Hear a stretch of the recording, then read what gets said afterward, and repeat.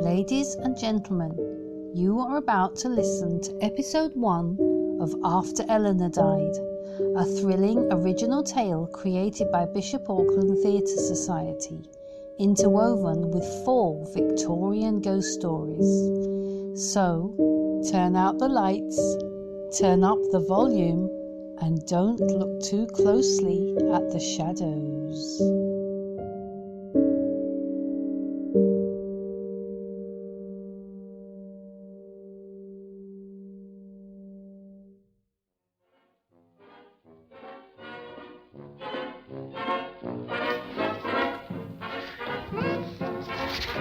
What do we have? We have the curious ordeal of the Sussex coast, or the story of the murdered woman in the house. Just read it out, see what it sounds like.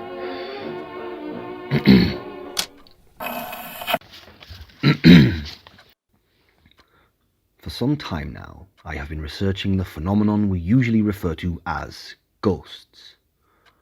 Over the years, I have visited a myriad of haunted houses, castles, and taverns, each with their own unearthly tale to tell. Some of you will believe strongly in these stories. Some of you will, of course, be skeptical. Word of mouth is not enough for the logical man or the scientist. We have to prove such events exist. Witnesses are unreliable, often influenced by their surroundings.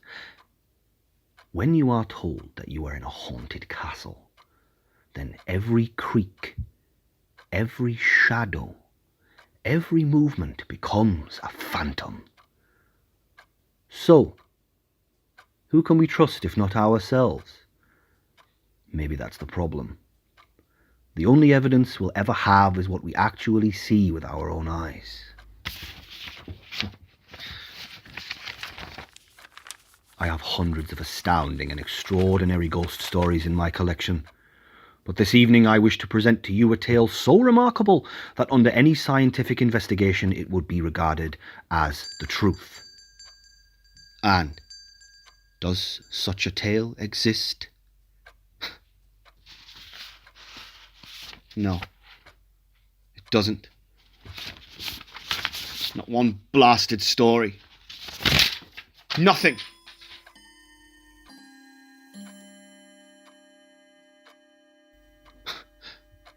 Are ghosts real? A large proportion of the country believes so.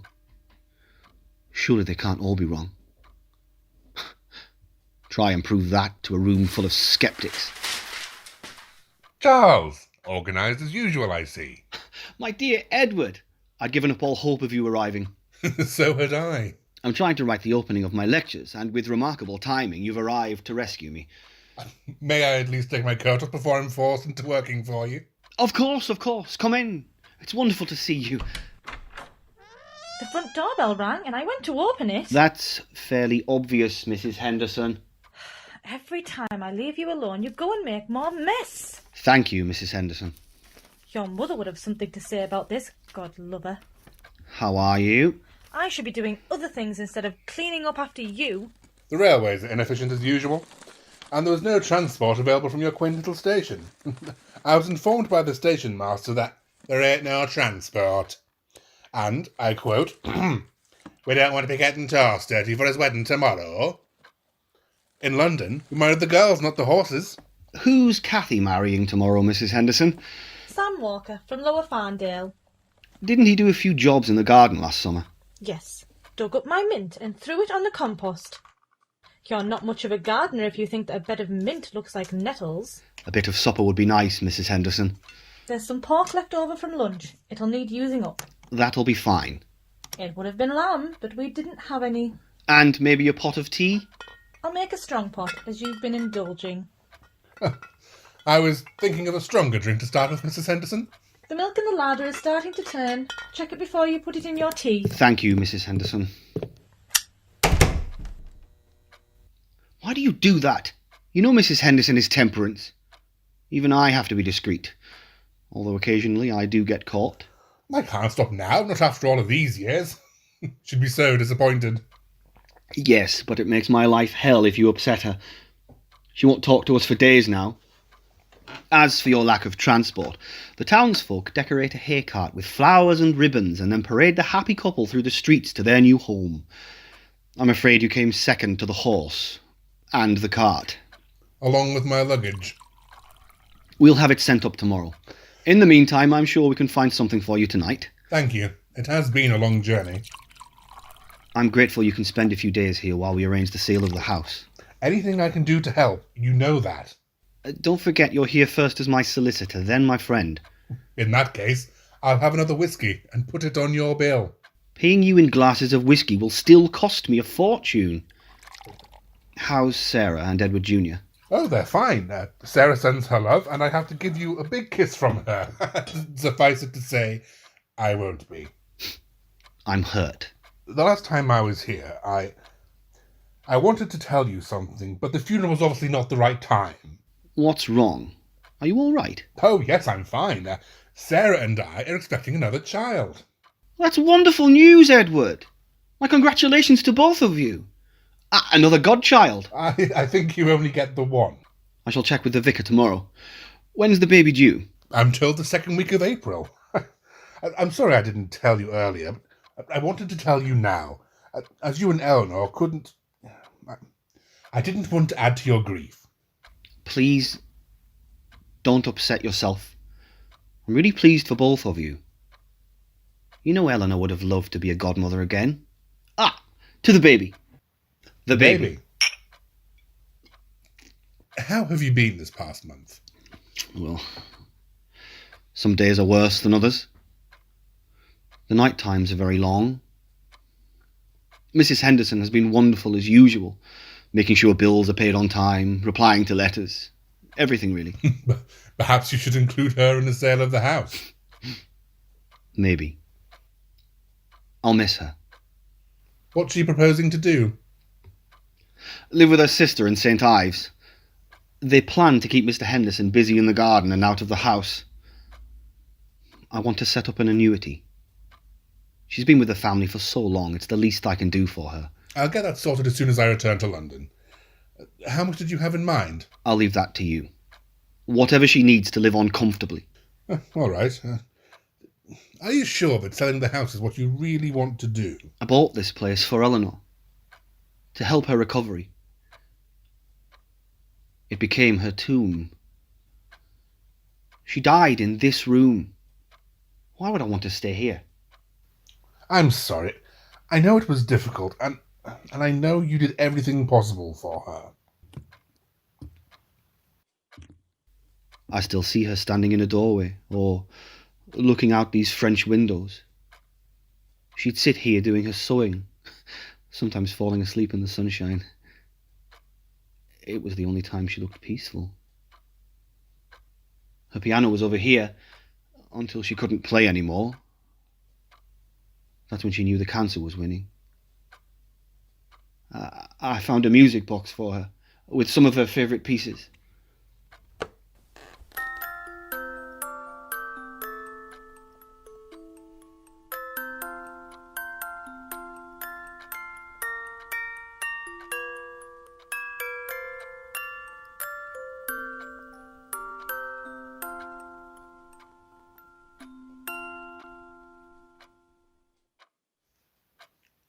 Forgive me, Charles, but don't you think it's time you started thinking about yourself?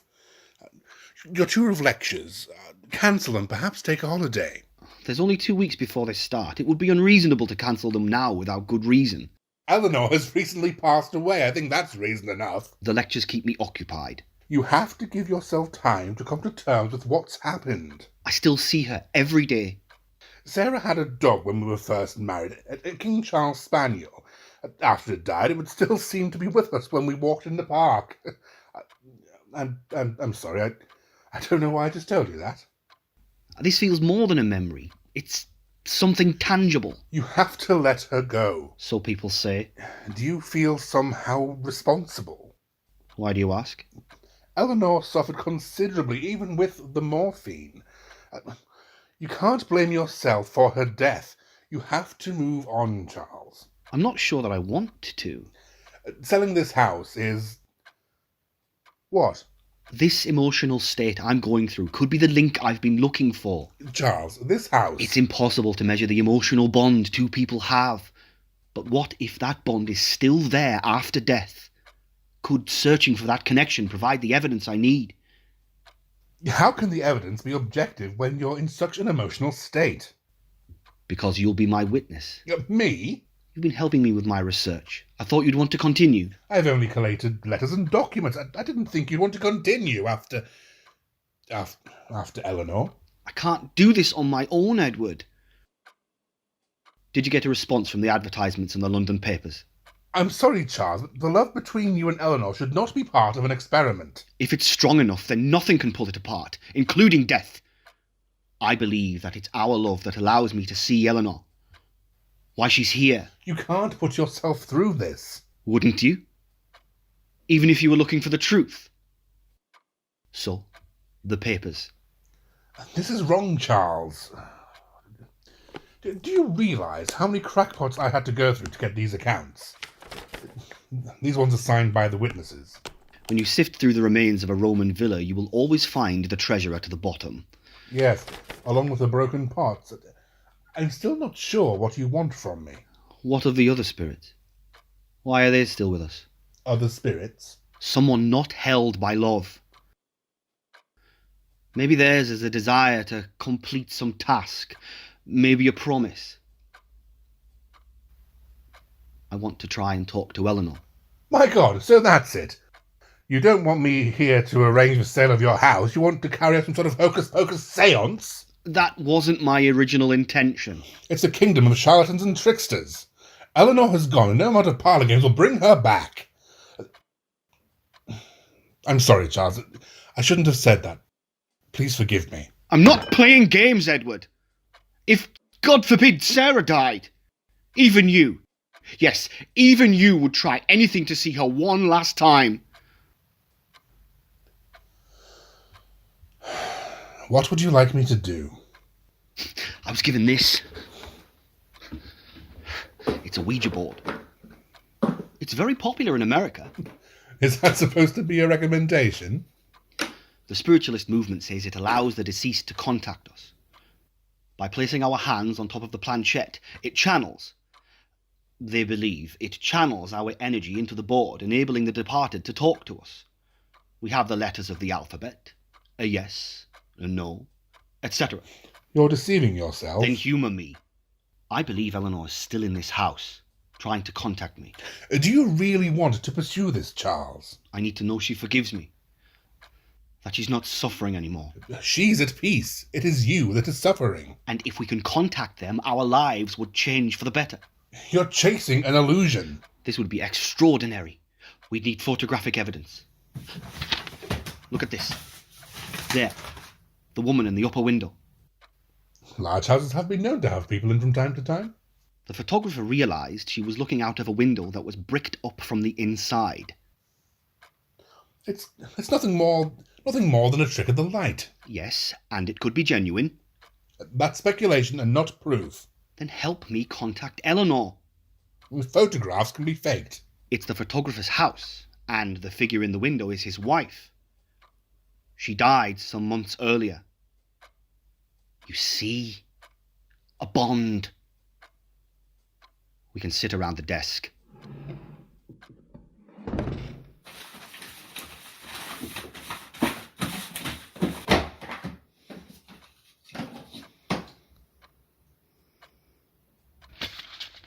Right. Okay, to obtain the best results, it is important that the persons present should concentrate their minds upon the matter in question. Have no one sit at the table who will not sit seriously and respectfully. We place our fingers lightly on the board and concentrate our minds upon the person we wish to contact. I shall ask the questions. Okay. Place your hands on the planchette.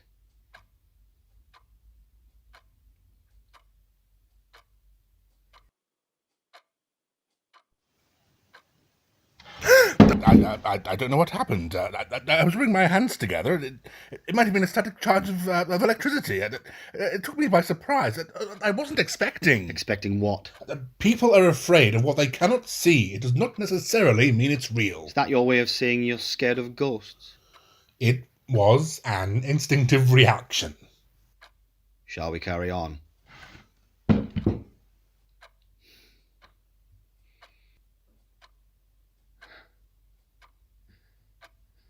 Eleanor? Are you here in this room, Eleanor? Eleanor? I wish to talk to you. She's not here, Charles. Wait! A moment longer. There! The planchette, it moved, did you see? An involuntary movement of our hands. It was nothing more. It was more than that.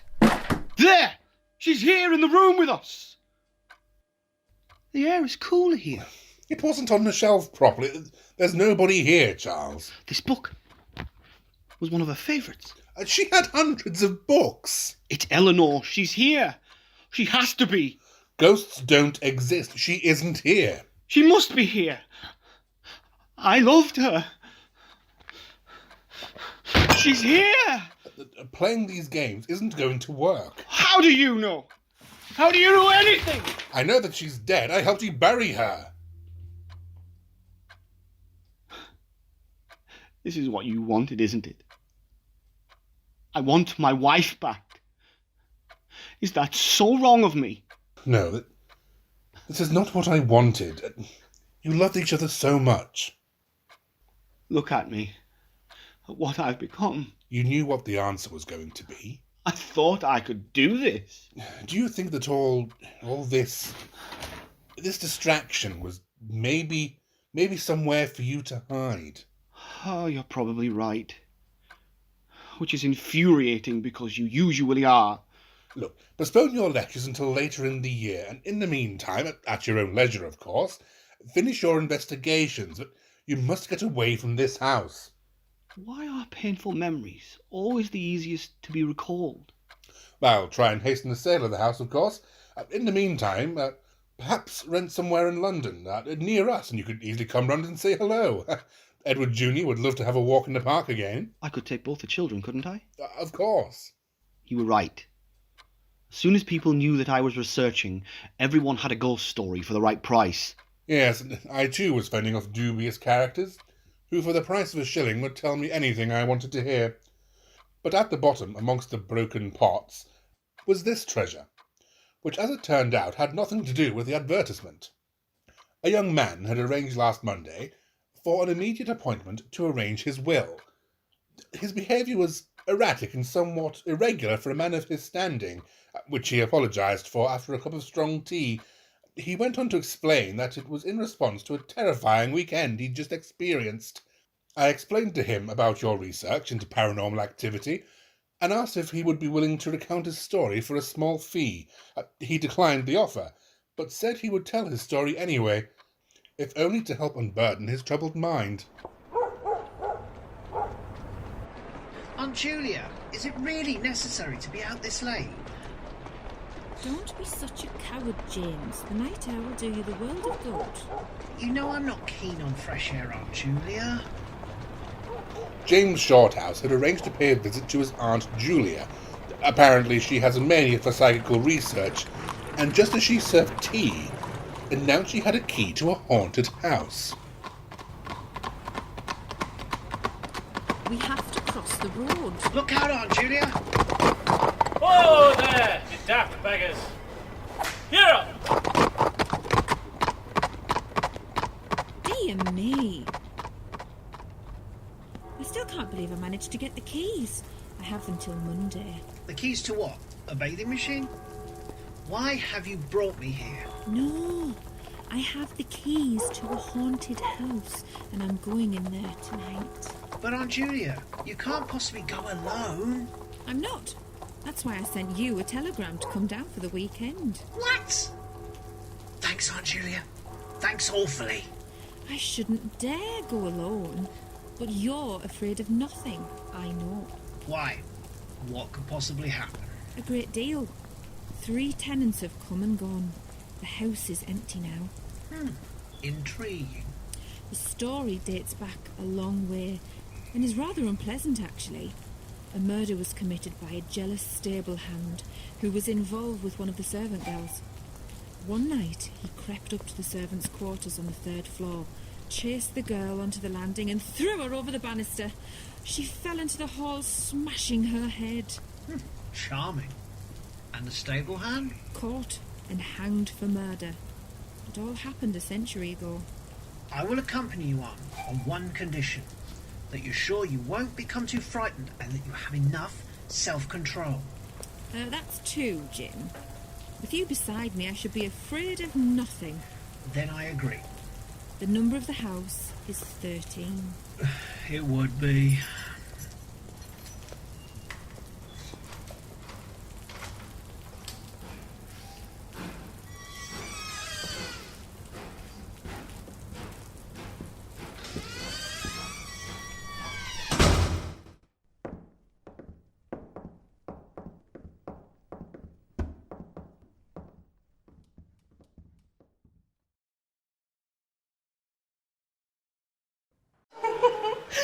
There's someone here. I heard her. Shh! Be quiet, Aunt! Quickly, light this candle. It must have been the noise from the front door. Right, according to this plan, we're in the entrance hall. This is where the poor child fell to her death from the top floor. Just there, down to where we're standing. It seems a very unfriendly house. Maybe you shouldn't have said that. They say the ghost of the girl appears at midnight. Then we must go through the house from top to bottom and make a thorough search. We must be sure no one is hiding. It's not too late to go. Honestly, it isn't. You must never leave me alone, not for an instant. Look, as long as you understand that any sight or sound must be investigated, for to hesitate admits fear. I'll try.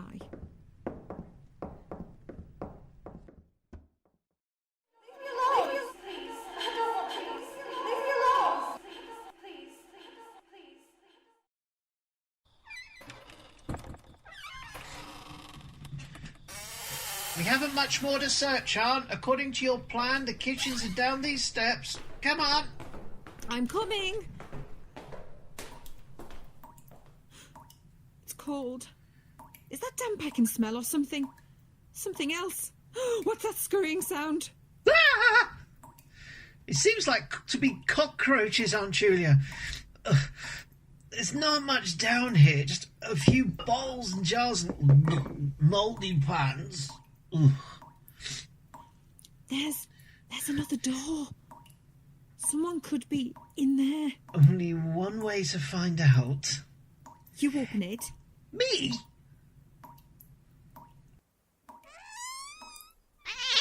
It was just a cat. Oh, really? Nothing else in here? Oh, there's a ghost. A ghost over there. Look, there's nothing there now. Maybe it was just the candlelight. But the candle has gone out. Come on. There's nothing there now. We'd best search the rest of the house. Yeah. Then we can choose a room to wait in.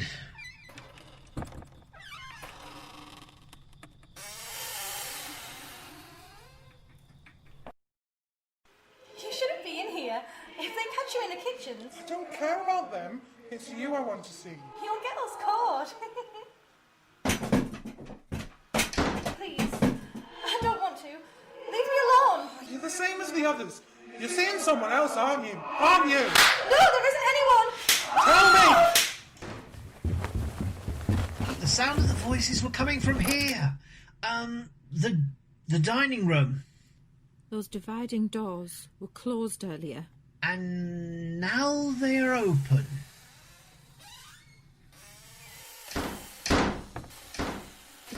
It's beginning.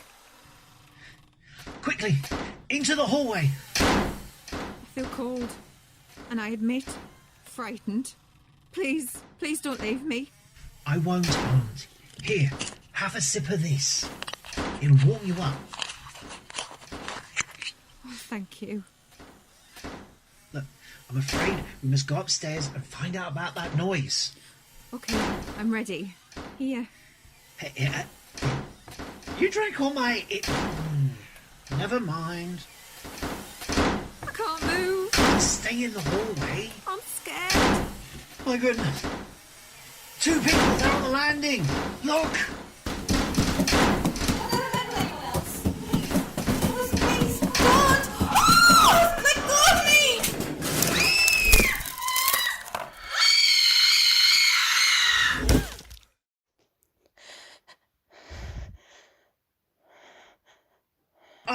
Look. I can't open my eyes. Look. She's not there. And with trembling hands, Shorthouse opened the front door and walked with his Aunt Julia into the moonlight and drew a deep breath of the cool night air. Fascinating. Truly fascinating. You'd say the gentleman's a reliable source. Without doubt. Why is the poor girl put through the torment of her death? Perhaps she was seeing someone else. Maybe eternal damnation is the price you pay for lying to a loved one. Why do you say that? Oh, I don't know. And the stable hand? Was he given the opportunity for forgiveness? I think his punishment was suitable for his crime. I agree, but maybe forgiveness helps people move on. Redemption? People make difficult choices in this world. He chose to kill her. It may not be as simple as that. Doubt he threw her off a third-floor balcony. I have a couple of stories. One took place in an old haunted house. Aren't all old houses haunted? Why do ghosts never frequent the tea rooms or a Turkish bath, or possibly a Worcester Drive? Would certainly enliven the ones I attended. This is different, as it took place in this house. What? That's why I was unsure of using it in my research. When we moved here, Mrs. Henderson was unwell, so I advertised for someone to take on her duties while she recovered. There was a young lady, who, once inside, admitted she'd used the vacancy as a ruse and only wanted to look inside a particular room, to see if he was still at peace. If he was still at peace? I was also intrigued by her comment. But listen, you must be hungry. We've been told to fend for ourselves with regards to our supper, but I'm sure Mrs. Henderson will have prepared something for us. Will there be tea available? The station tea rooms were ruining our country's tea-making reputation. The kettle is always on the stove. Then it's an excellent idea. We can continue with this conversation in the kitchen. Come along.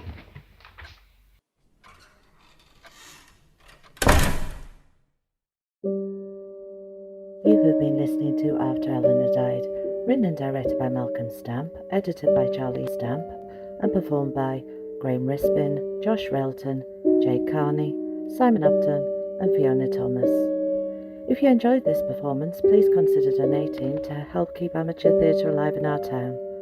You can do this by visiting Bishop Auckland Theatre Society.co.uk/audio dramas. Thank you for your generosity. Episode 2 of this series will air on Bishop FM and Bishop Auckland Theatre Society's Facebook page tomorrow evening at 6 p.m. Thank you for listening.